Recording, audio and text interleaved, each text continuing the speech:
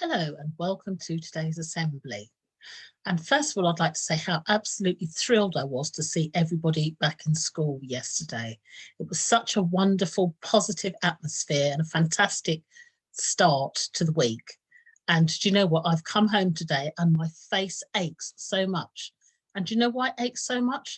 Because I've been smiling so much all day, seeing you all together with your friends, enjoying yourselves, learning in the classrooms, having fun in the playground has been wonderful. And to have these sounds of children laughing and playing and learning and talking in the classrooms has been great. So thank you all for coming back to school in such a positive way, and long may it continue.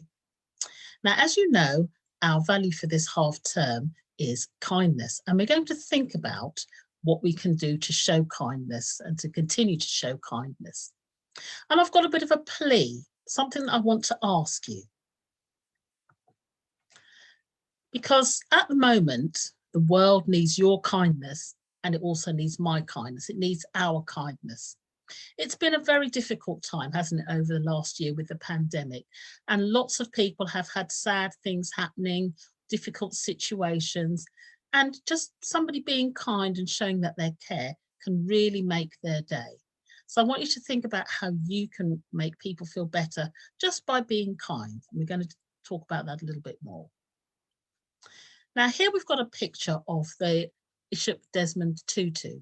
Now, he was a religious leader in South Africa during a time where being unkind to people simply based on the colour of their skin was allowed. And that system was called apartheid back in South Africa. Thankfully, that system is still not allowed and the laws have been changed, but people can still be unkind to each other based on the colour of their skin. So there's lots of work still to be done there. So this is Bishop Desmond Tutu. One of the things he said was, do your little bit of good where you are. It's those little bits of good put together that overwhelm the world. And what do you think that word overwhelm means? So let's look at that again. Do your little bit of good where you are. It's those little bits of good put together. So imagine all of those little bits of good all joining up together. If everybody's doing their bit, that overwhelm the world. The word overwhelm means to take over. So you imagine that if everybody was doing kind things, how much kindness there would be in the whole world. Now, can you remember a time when someone was kind to you? Okay, I'd like you to just pause the video, talk to the person next to you. Can you remember a time when someone was kind to you? What was the thing they did that was kind to you? And secondly, how did it make you feel? Well, as I said right at the beginning of this video, was that last year was a very difficult, the past year has been a very difficult time for lots of people.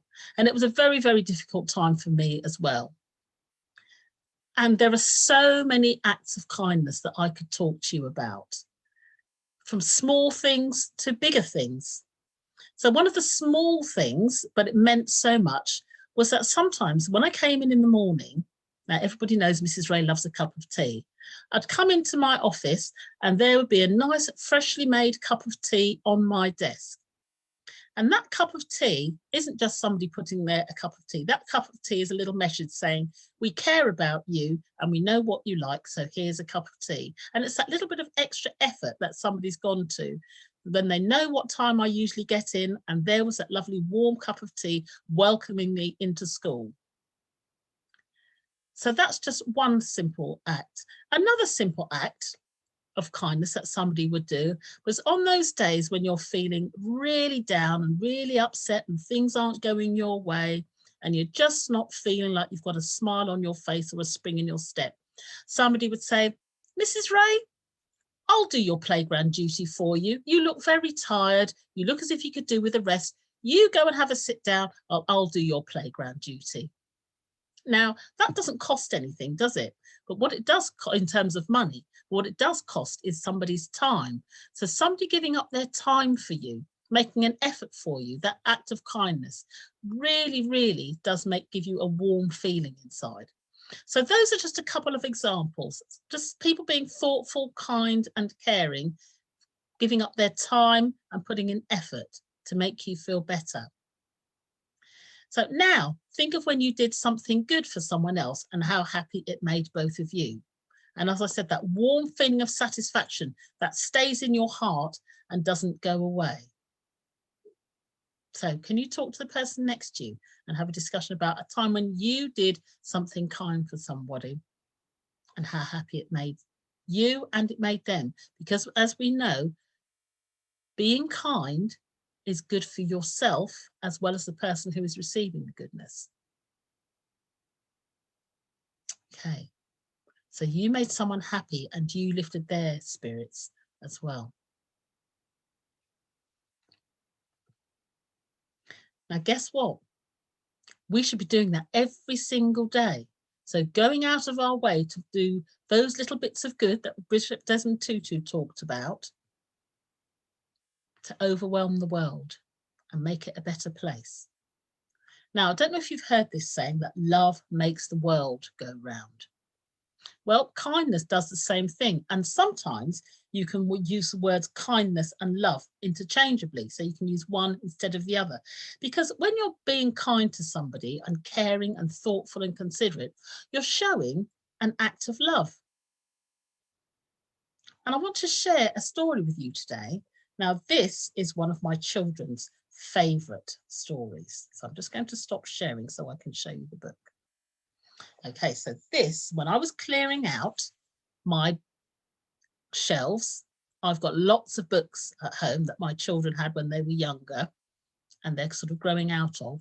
And sometimes I find it really hard to give away my books. I did give some to the current year 6 when they were in year 5. I brought lots of my children's books in and they had to look after them because I treasure all of their books. But there were a couple of really special ones that I just couldn't give away. And this is one of their favourites. And one of the reasons I love this, apart from anything else, is because it's got a beautiful cover. I don't know if you can see, but it's a really soft and velvety cover. Absolutely, it feels lovely. And this story is called Little Mouse, I Love You. And it's all about somebody who's showing acts of kindness. So there's little acts of love. And we'll see what they are in the story.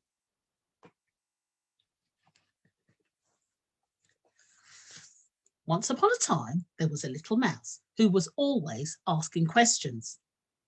Luckily, she had a gran who was always answering them. How many of you have got a gran or somebody in your family that you're always asking interesting questions to and they always answer them for you? It's good to have someone like that in the family, isn't it? And between them, they made quite a pair. Gran, asked Little Mouse one day, what is love? Love, laughed Gran. Oh, that's easy, Little Mouse. Come for a walk and you'll soon see. So there they are. You see? Having a chat.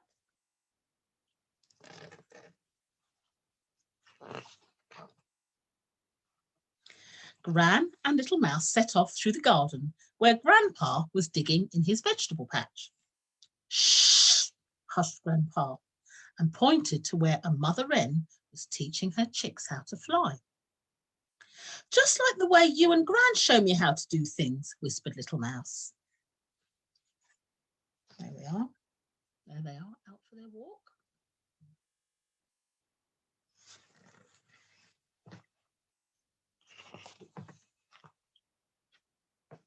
Beyond the garden gate lay the wood, and it wasn't long before Little Mouse spotted a mother squirrel digging up some of the acorns she'd hidden in the autumn term and sharing them with her children.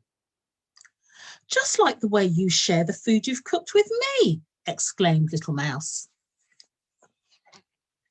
There we are, there's the squirrel.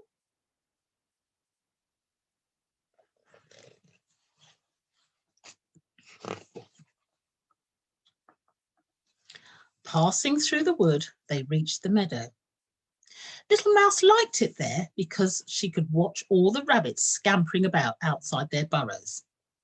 But today, one little rabbit had cut his paw on a sharp stone, and a mother rabbit was lying beside him to keep him company while he got better. Just like the way you sit beside my bed when I'm feeling poorly, cried Little Mouse. There we are. There's the rabbit looking after him with his cut paw. There we go. That's very kind, isn't it?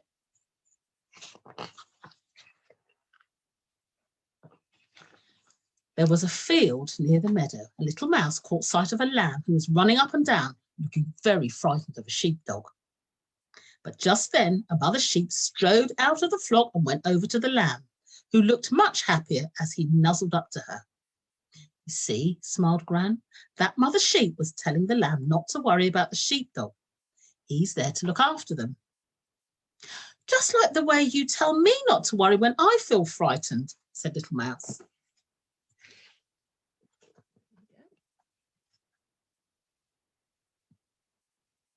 There's the sheepdog. And the sheep looking after her little lamb, so she's not frightened.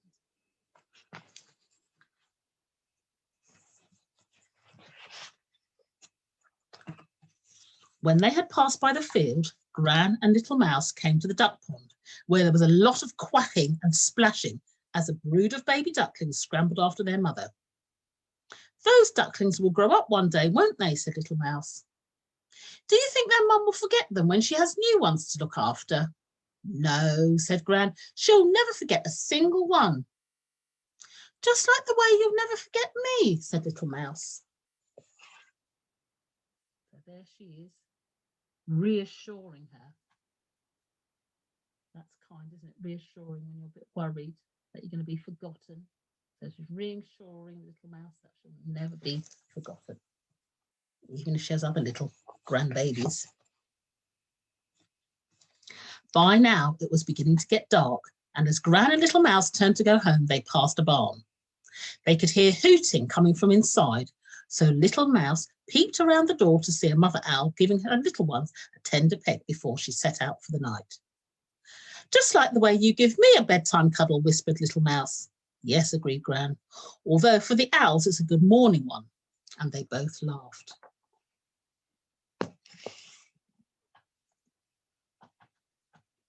There we go. There's the owl, giving them a little tender peck and a hug before she goes out hunting for the night, making sure that they're all okay. It's a very kind thing to do, isn't it? Now that the evening had come, Gran and Little Mouse walked home quickly, and they soon saw Grandpa waving at the gate. Gran, said Little Mouse, all of those things I saw today sort of added together. Do they make up love? You know, said Gran, I really think they do. There they are. There's Grandpa. I think he's finished digging in his vegetable patch. Welcoming them home. Gran, said Little Mouse,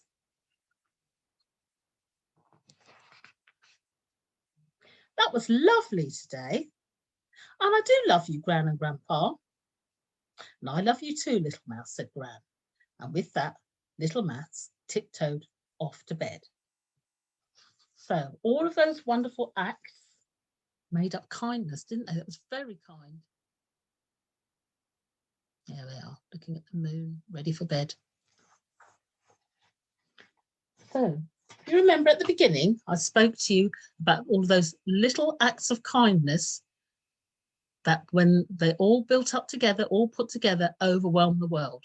That's what we want to see every single day, are those acts of kindness that are going to overwhelm our school, so that when anybody walks in, they can feel it and they can see the kindness that's going on at Forest Academy.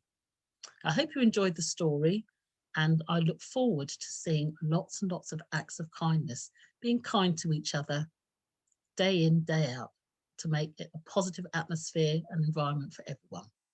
Thank you for listening.